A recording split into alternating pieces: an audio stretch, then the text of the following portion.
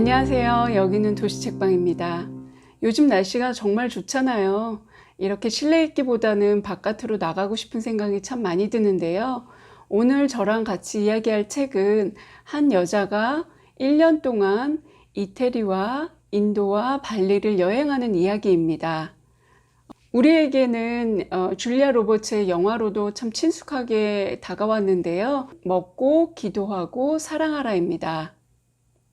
이 책의 작가인 엘리자베스 길버트는 남성 잡지 GQ의 단골 에디터였는데요.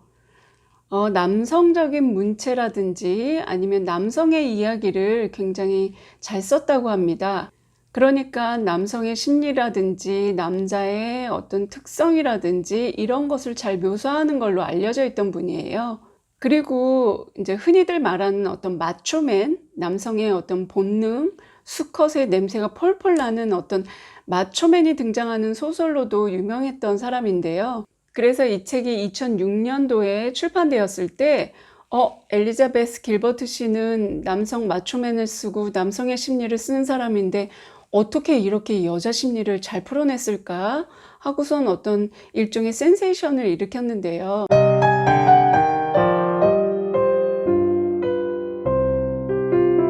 (1인칭) 시점으로 되어 있기 때문에 굉장히 감정 묘사가 굉장히 절절하고 생생합니다. 그래서 아마도 이 책이 영화로 만들어지지 않았나 그런 생각이 들기도 합니다. 사실 책이 영화로 되면 많은 분들이 책이 재밌다, 영화가 재밌다, 이 두 가지를 비교하는데요. 저는 이 두 가지는 사실 비교할 수 없는 거라고 생각이 들어요. 물론 호불호가 있겠죠. 저는 책으로 읽는 걸 더 좋아하니까 책이 재밌다라고 하지만 그렇다고 해서 영화를 폄하하지는 않아요. 왜냐하면 영화라는 것은 1시간 20분 또는 1시간 80분이라는 어떤 시간 제약이 있기 때문에 계속해서 어떤 사건이 일어나야 되고 그리고 그 등장인물들이 그 사건과 상황 속에서 어떻게 이야기를 펼쳐나가는지 일종의 행동으로 보여줘야 되거든요. 그래서 영화나 어떤 드라마나 어떤 영상 매체 같은 경우에는 등장인물들의 어떤 심리 묘사를 그렇게 디테일하게 할 수는 없어요. 그래서 이 배우가 연기를 잘 하느냐 못하느냐에 따라서 어떤 영화나 드라마의 성패가 갈리기도 하는데요.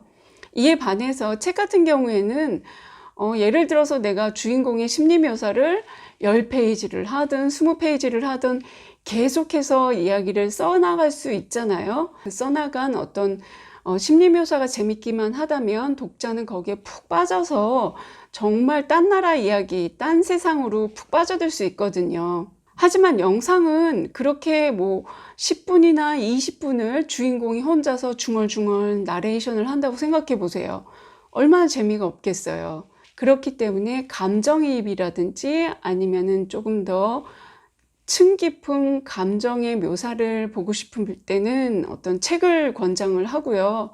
아니면은 나는 스토리 위주다, 깊은 감정보다는 빨리 전개되는 이야기가 더 재밌다, 이럴 때는 영화가 더 재밌는 거죠. 그러니까 결과적으로 책과 영화는 태생적으로 서로 다르기 때문에 이 두 가지를 비교하는 거는 약간 아닌 것 같아요. 영상이라는 매체는 심리 묘사보다는 사건과 스토리 위주가 되고요. 그리고 사건과 스토리 위주라는 건 결국에는 등장인물들의 어떤 행동으로 묘사가 되기 때문에 빨리 진행돼야 되고 휙휙 지나가야 되는 거죠.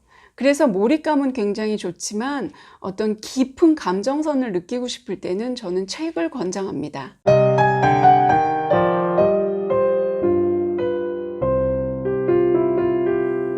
책의 내용을 살펴보기 전에 책의 구성을 한번 보면 약간 재밌는 메타포가 있어요. 이 책은 이태리, 인도, 발리를 여행한 108개의 장으로 구성되어 있는데요.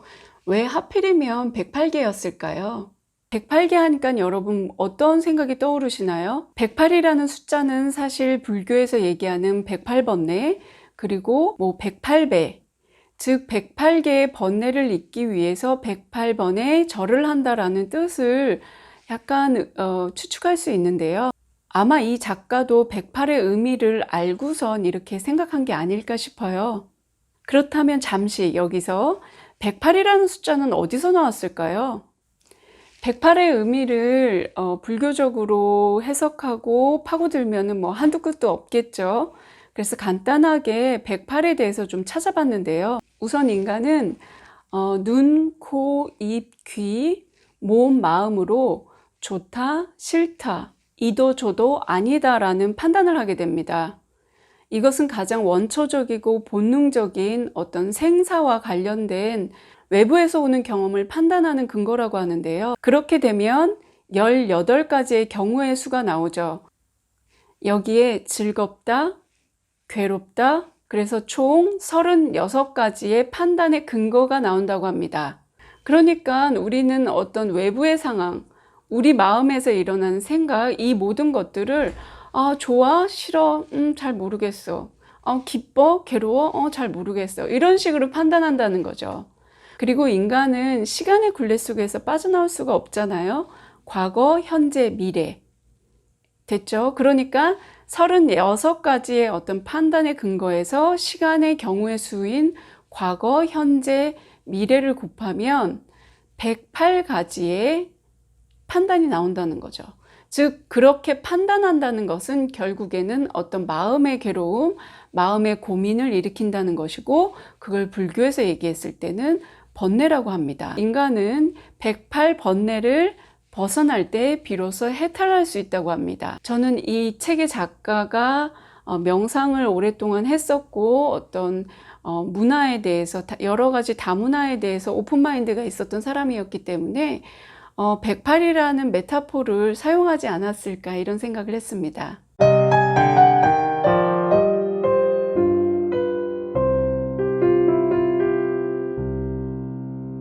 이 책의 주인공 엘리자베스는 굉장히 잘 나가는 뉴요커입니다. 뉴욕 한복판에 세련된 아파트도 있고 멋지고 잘생긴 남편도 있고 안정된 직장이 있고, 그리고 자유롭게 자신이 글도 쓰면서 여러 가지 사교 모임을 하고 인맥도 탄탄하고, 그렇게 모든 게 잘 나가는가 싶더니 그러다 어느 날 갑자기, 항상 어느 날 갑자기 불현듯 깨달음이 옵니다. 자신이 너무나 행복하지 않다는 걸 깨닫게 되죠. 그리고 남들이 보기에는 너무나 멋있고 화려한 삶을 살지만 정작 본인은 너무나도 불행하다고 생각을 합니다. 자신이 그렇게 바랬던 결혼도 하고 집도 구하고 뭐 직장도 있고 다 멋진데 뭔가 허탈하고 허무함을 넘어서 우울한 것뿐만이 아니라 뭔가 이거는 내 인생이 잘못되고 있다는 걸 깨닫게 되는 거죠. 참 깨달았으니까 다행인데 사실 그렇게 깨달음이 오는 것도 흔치는 않거든요. 많은 사람들이 우울증을 앓고 있지만 자신이 우울증인 걸 모를 때도 상당히 많고요. 그리고 이렇게 깨달음이 오는 것은 굉장히 고통스러운 일이지만 또한 축복인 것 같아요. 뭔가 내가 다시 시작할 수 있는 어떤 신호를 주는 거거든요. 그러한 깨달음 끝에 남편과 별거를 시작하고 새로운 남자친구를 만나기도 해요. 하지만 그 남자친구가 결코 자신을 행복하게 해주거나 아니면 자신이 행복하다고 생각하지 못해요. 그냥 일종의 내가 지금 안고 있는 어떤 불행 또는 불행한 감정, 이것들을 직접 마주할 수 없어서, 그렇게 마주 볼 수 있는 용기가 없어서 이 남자친구를 어떤 도피적인 대안으로 생각했던 거죠. 그래서 결국에는 그 남자친구한테도 미안하지만 모든 것을 다 뒤로 하고 이태리로 떠납니다. 1년 동안 어떤 생활비라든지 여행비를 대야 되는데 그게 걱정일 수도 있잖아요. 그런 게 해결이 되지 않으면 1년 동안 떠나기가 참 어렵겠죠. 그래서 이분은 작가이기도 하고 기자이기도 하기 때문에 내가 1년 동안 여행을 하고 나서 어떤 책을 쓰겠습니다. 그렇게 해서 일종의 선인세를 받고선 1년 동안 여행을 하게 되죠. 정말 자신이 원했던 나는 누구인지, 내가 원하는 것은 무엇인지, 그렇게 바쁘게 사는 동안 내가 잊고 있었던 건 무엇인지, 무엇이 잘못됐는지, 이 모든 고민과 내면의 갈급함을 안고 이태리로 떠나게 됩니다.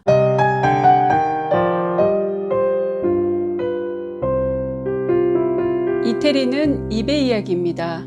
먹고, 마시고, 말하고. 사실 먹고 마시다 보면 옆에서 같이 누군가 이야기를 할 수밖에 없고요. 그리고 그러다 보면 전혀 모르던 이태리어를 자연스럽게 배울 수도 있죠. 엘리자베스도 먹는 걸 통해 가지고 이태리 언어를 많이 배우는데요.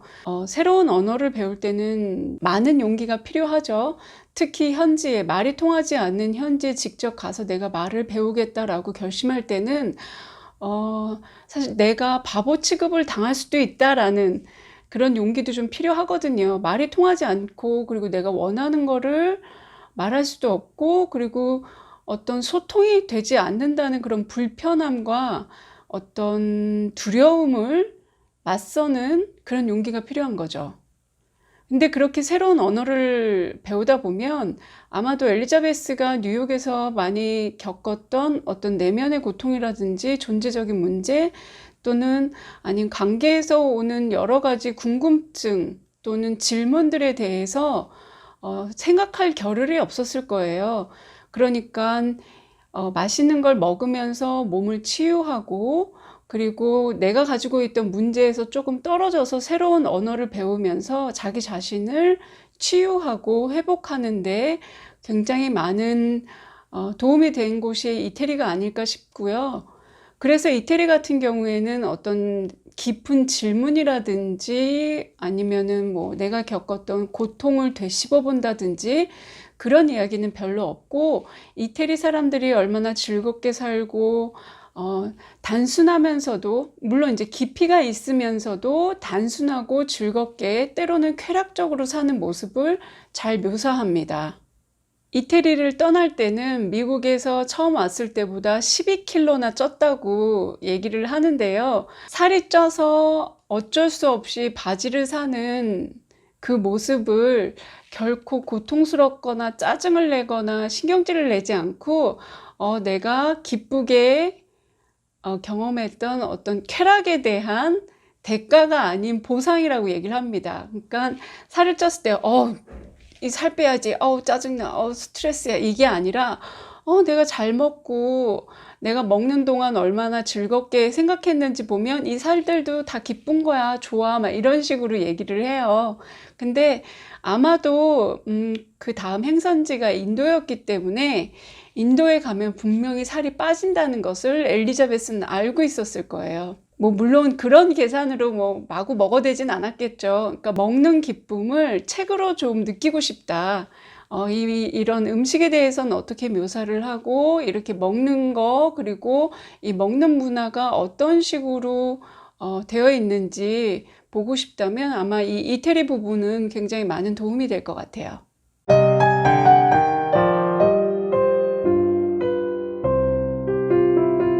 인도에서는 이태리에서 새로운 언어와 맛있는 음식으로 꼭꼭 눌러놨던 자신의 과거와 상처를 마주하는 시간으로 채워집니다.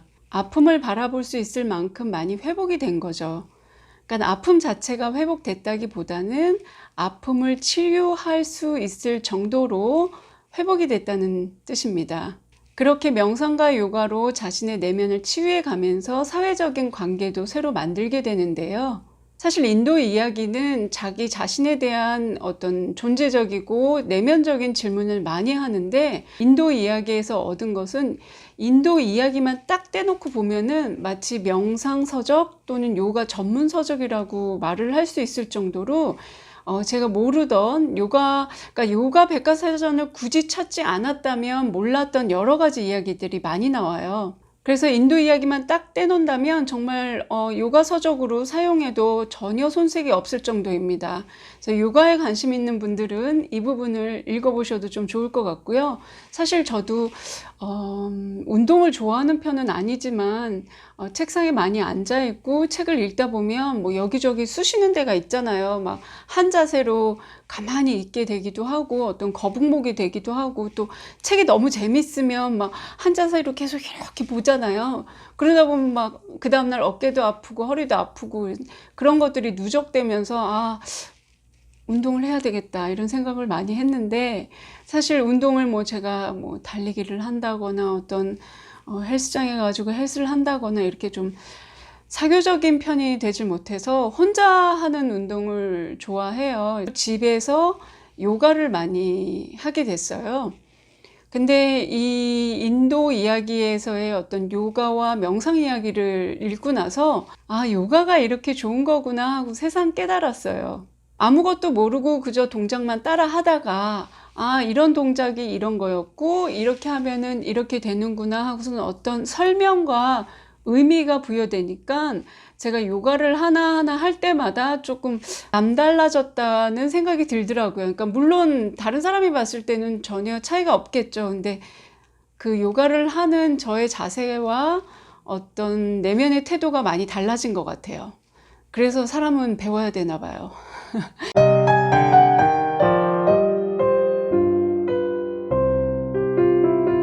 이태리에서는 자신의 아픔을 치유하기 위해서 그 치유하기 위한 어떤 에너지를 얻기 위한 어떤 과정이었다면 인도 같은 경우에는 이태리에서 얻은 에너지로 자신의 내면을 치유하는 과정이고요.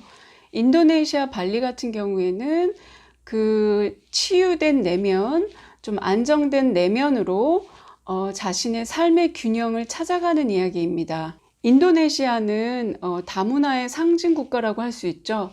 여러 섬으로 구성되어 있을 뿐만 아니라 세계의 모든 종교, 그리고 또 어떤 토속 종교, 그리고 또 이제 소수 민족도 각자 다툼 없이 잘 살아가고 있는 곳으로 알려져 있는데요. 이태리 이야기가 요리 백과사전이었다면 인도는 요가와 명상의 백과사전이라고 할 수 있고, 인도네시아 이야기는 약간 문화 인류학 보고서? 이렇게 얘기할까요? 정말 다양한 민족과 문화에 대해서 나와서 좀 새롭게 다가왔습니다. 그리고 엘리자베스가 기자 출신이잖아요. 그러니까 이런 보고서 같은 느낌도 가끔 들기는 해요. 그러니까 굉장히 감정적인 이야기를 쓰다가도 어느 순간 딱 문체와 톤을 바꿔가지고 어떤 보고서적인 이야기를 쓸 때는 그 또한 호기심을 자극해서 책을 읽어가는 재미가 굉장히 있었습니다. 인도네시아에서도 특히 이제 발리 같은 경우에는 우리 아시아뿐만이 아니라 유럽이나 저 호주에서도 굉장히 많은 사람들이 휴가지로 관광지로 오는데요. 뭐 많은 사람들이 뭐 발리에서의 한 달 이런 걸 꿈꾸기도 하고 뭐 발리에서 뭐 2주 하는 생각도 하고 저 역시도 뭐 발리에서 뭐 3주, 4주 정도 지냈으면 소원이 없겠다 했었는데 한번 이제 큰맘 먹고 결심을 했다가 그 해에 이제 화산이 폭파하는 바람에 제가 이제 발리의 꿈을 접고 말았는데 언젠가 기회가 되면 정말 발리에서 한 달을 지내보고 싶습니다. 엘리자베스는 인도네시아에서 자신이 찾았던 모든 내면의 어떤 갈급함, 어떤 호기심, 욕망 이런 것들과 균형을 찾기 위해서 굉장히 노력을 많이 하는데요. 안타까운 건지 아니면은 정말 다행인 건지 이 삶의 균형을 깨트리는 사건이 일어나는데요. 그게 바로 새로운 남자친구입니다. 사실 사랑에 빠진다거나 사랑을 하게 되면 자기가 가지고 있었던 자신의 일상이 어느 정도 무너지는 건 감수를 하잖아요. 내가 맨날 알고 있던 내 자신이 아닌 경우가 될 수도 있고, 또 내가 그 사람의 삶에 들어갈 수도 있고, 누군가가 나의 삶에 들어와 가지고 그 두 개의 삶이 합쳐지고 때로는 떨어지기도 하면서 서로 이렇게 공존이라고 할까요? 공생이라고 할까요? 함께 살아가는 모습이잖아요. 사실 사랑을 하게 되면 좋지만 자기의 삶의 균형이 깨지는 건 어느 정도 감수를 해야 합니다. 내가 하고 싶은 거 다 하면서 상대와 같이 할 수는 없잖아요. 그러니까 내가 하는 것을 일정 부분 포기가 아니라 나의 일정 부분을 상대방한테 주는 거죠. 그러면서 서로가 어떤 균형점, 합일점 또는 화합, 조화 이런 여러 가지 워딩으로 그 관계를 만들어 나가는데 엘리자베스는 나는 이제 겨우 회복됐고 나는 이제 겨우 삶의 균형을 잡았는데 이렇게 사랑이 찾아오다니 하면서 고민을 합니다. 하지만 결국 사랑 앞에서 나는 나의 삶의 균형을 잘 잡으면서도 사랑을 할 수 있다라고 이제 깨닫고 그 사랑하는 남자와 이제 새롭게 삶을 시작하기로 맘먹는 것으로 이야기는 끝이 납니다. 그렇게 결심할 수 있었던 건 그만큼 사랑이 소중하고 사랑이 중요했기 때문이죠. 만약에 그 사람을 사랑하지 않았다면, 그리고 그 사랑 앞에 자신이 없었다면, 자신의 삶의 균형을 더 소중하게 생각하고 그 사람과 관계를 만들지 않았겠죠.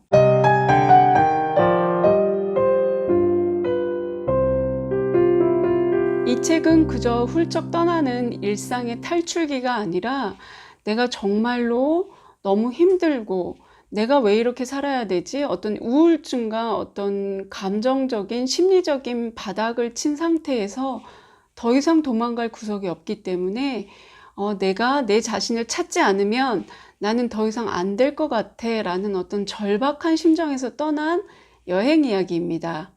그러니까 솔직히 말하면 이게 나라가 중요하다기보다는 어떤 새로운 환경에서 그 속에 있는 나를 찾아보고, 그리고 내가 속해 있었던 일상에서 조금 멀어져서 그걸 관찰할 수 있는 기회를 준 여행이었던 거죠. 그래서 이 책은 어떤 실질적인 관광지라든지 어떤 도시라든지 가는 곳에 대한 이야기라기보다는 정말 내 자신을 찾는 내면의 여행기라고 말할 수 있을 것 같아요. 이게 약간 미국 특유의 어떤 수다스러움이 있는 책이에요. 그래서 작은 것도 굉장히 세세하게 보면서 좀 약간 크게 부풀리는 것도 없지 않아 있어요.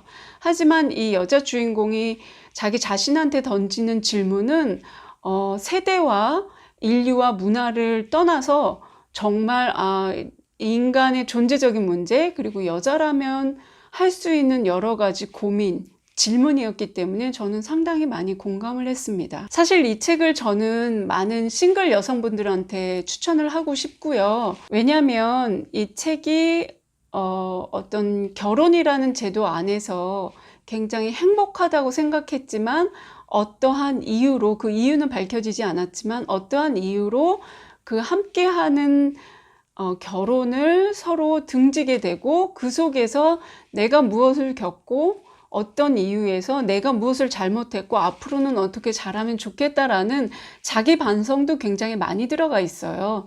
그러니까 보통 이혼하거나 이별을 했을 때는 상대방에 대한 원망이 되게 많은데 이 책 같은 경우에는 상대방에 대한 원망보다는 내가 이랬기 때문에 상대가 이랬겠구나, 이런 자기를 바라보는 그 시선이 굉장히 애잔하면서도 공감이 될 수 있는 부분이었던 거죠. 그래서 그런 결혼을 앞두신 분들에게 저는 적극적으로 권해주고 싶고요. 그리고 정말 제가 추천해드리고 싶은 분들은 50대 남성들? 조금 웃기긴 한데요. 여자의 감성이라는 게 이렇구나 라는 걸 깨닫기 시작하는 게 사실 50대라고 합니다.